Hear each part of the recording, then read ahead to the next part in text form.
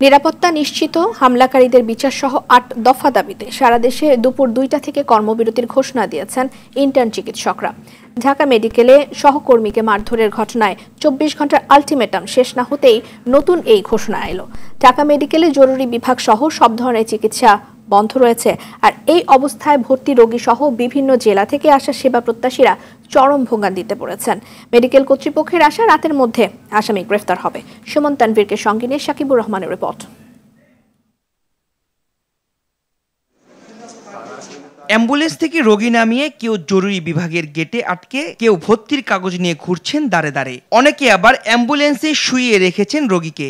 ভর্তি করতে পারতেছি না, আর চিকিৎসা নিমুখী। সকালে ঢাকা মেডিকেলের জরুরি বিভাগের সামনের চিত্র ছিল এমনই। সহকর্মীকে মারধরের প্রতিবাদে দোষীকে গ্রেফতারের দাবিতে শুক্রবার রাতের দেয়া আলটিমেটাম সকালেই কর্মবিরতিতে রূপ নেয়। দূর দূরান্ত থেকে আসা রোগী ও স্বজনদের পড়তে হয় অসহনীয় দুর্ভোগে। রোগী নিয়ে আনার পরে মুমূর্ষু অবস্থায় আছে 9:30টার দিকে, উনি স্ট্রোক করে মুমূর্ষু অবস্থায় আছে 502 নম্বরের সামনে।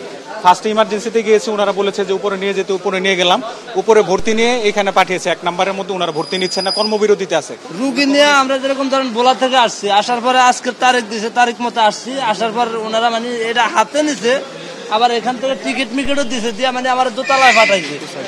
রুগী কাটা মুরগার মতো ছটফট করতেছে, কিন্তু ওনারা কোনো ট্রিটমেন্ট করবে না বলে বাইর করে দিচ্ছে। সকাল থেকে ইন্টার্ন চিকিৎসকদের সঙ্গে দফায় দফায় বৈঠক করেও সমাধান করতে পারেনি হাসপাতাল পরিচালক। নিজেদের নিরাপত্তা সহ দোষীদের গ্রেফতারের দাবিতে অনড় অবস্থান শিক্ষানবিশদের। এখানে ডক্টর, রোগী কেউই নিরাপদ না।